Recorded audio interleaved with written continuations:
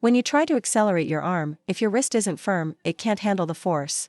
This causes the wrist to break at the last second, and the ball goes off target. Today, we're going to cover the backhand drive. First, your timing and spacing must be correct for a proper shot. Regardless of the ball's speed, the principle is to start your forward swing only after the ball has bounced on your side. So, remember, your backswing transitions into your forward swing after the ball lands on your side of the table. The second point is your sense of space.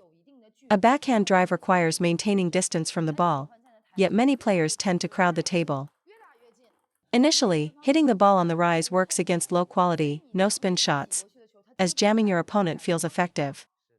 However, once your opponent hits with power and spin to the baseline, taking the ball that early will cause your error rate to skyrocket. So, always remember, for a backhand drive, your hand must be outside the table, not inside. After every shot, you must recover to your ready position before attacking again. It's a rhythm of hit, recover, hit, not a continuous forward motion. Many players make mistakes in rallies because they fail to recover, leaving them with no space to generate power. For every shot, you must return to your initial backswing position. Only then can you produce a quality backhand on every single shot. The backhand drive is a hitting motion, not a brushing one, which is why it absolutely requires space. For a mid-distance ball, I stand about a forearm's length from the table to execute a powerful drive.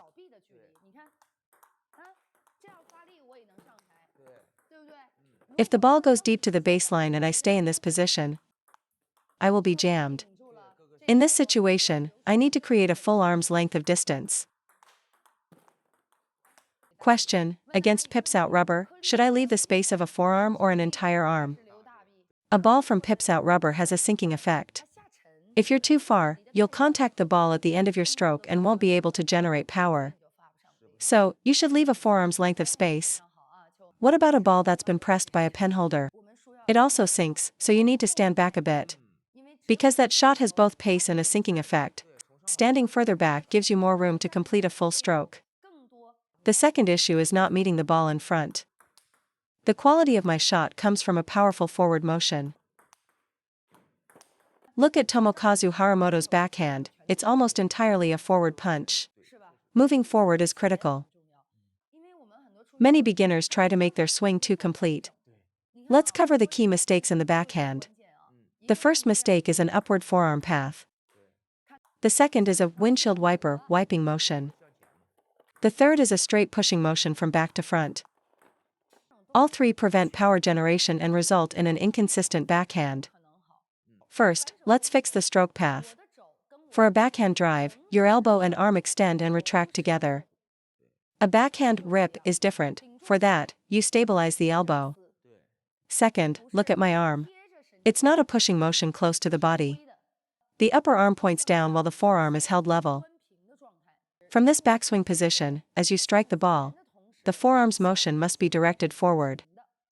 As the forearm rotates, the elbow joint goes from a horizontal to a vertical alignment. The reason you lack power or quality is that your forearm mechanics break down upon contact.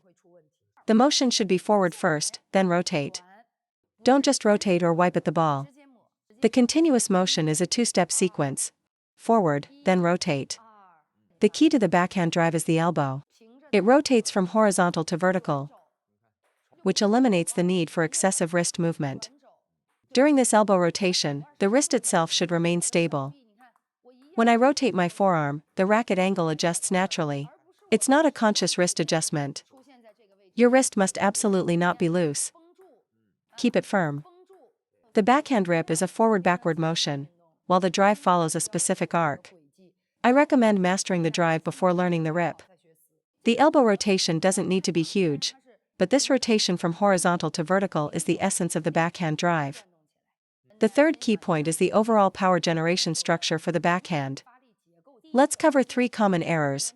First, raising the shoulder. Second, lifting the elbow.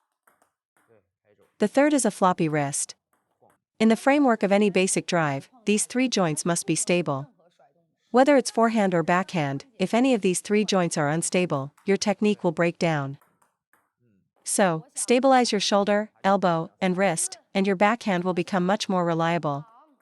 With a stable frame, you can choose to punch, rip, or block the ball at will.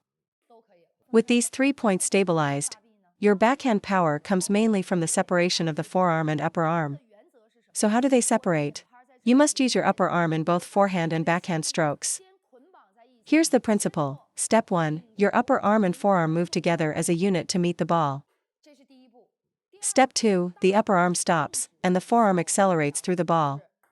This is how you generate power. This isn't two distinct movements, it's a feeling of sequential acceleration that happens in one fluid motion.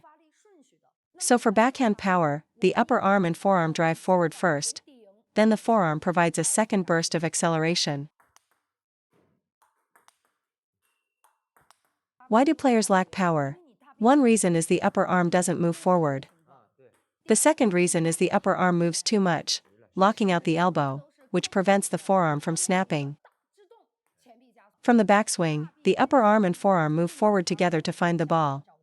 After making contact, the upper arm stabilizes, and the forearm accelerates forward for a second burst of power. You find the ball together, and at contact, the forearm snaps.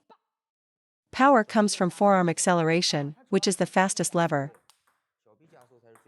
Amateur players should learn the backhand punch, as the incoming balls are not as heavy or spinny as in professional play. The secret to the backhand lies in keeping the wrist cocked back. Let me explain the principle. I'm grateful to my first coach for this. When I started, my wrist was straight in line with my forearm.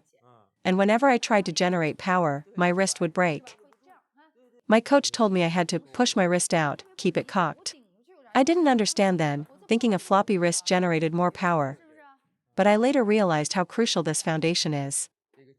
By keeping my wrist cocked, I discovered several benefits. First, the racket face becomes incredibly stable. Why can you punch block or rip the ball effectively? Because your racket angle is consistent. Second, it stabilizes your backhand loop against backspin. No matter how fast the incoming ball is, if my wrist is set, I never feel jammed. Even against a very fast ball, I feel I can use its pace to loop it back. With a straight wrist, you will always feel jammed. This is the same principle as blocking. You block with a firm, set wrist. With a stable wrist, you can handle any pace or spin with a compact stroke, ensuring you are never overpowered. All I need to adjust is the size of my backswing. Third, with a cocked wrist, you can handle even the heaviest spin balls without error. If your wrist is straight, the racket face is unstable and you're more susceptible to the opponent's spin. Trying to close the racket angle feels unnatural. But with a cocked wrist, it happens automatically. Even modern penhold backhands, like Felix Lebrun's, feature a wrist that is even more dramatically cocked than ours. They lock the wrist and drive through the ball, and they can generate immense power this way. Another key benefit, it's easier to generate spin. For example, with the banana flick, the amount of spin you can generate with a cocked wrist is far greater. 80% of the students who come for training have an incorrect, unstable wrist position. This cocked wrist position is like the frame you hold when ballroom dancing. From the backswing, through contact, and to the finish, the wrist must remain cocked. This applies to the rip, the banana flick, and the loop against backspin. No matter how your racket face angle changes, the wrist structure must not be straight, it must be held out. The backhand has a smaller margin for error than the forehand. Its consistency depends entirely on the stability of your racket face, which comes from a stable wrist. When you try to accelerate your arm, if your wrist isn't firm, it can't handle the force. This causes the wrist to break at the last second, and the ball goes off target. You must stabilize it, just like throwing a punch. A loose fist has no power. You must clench it to transfer all your force.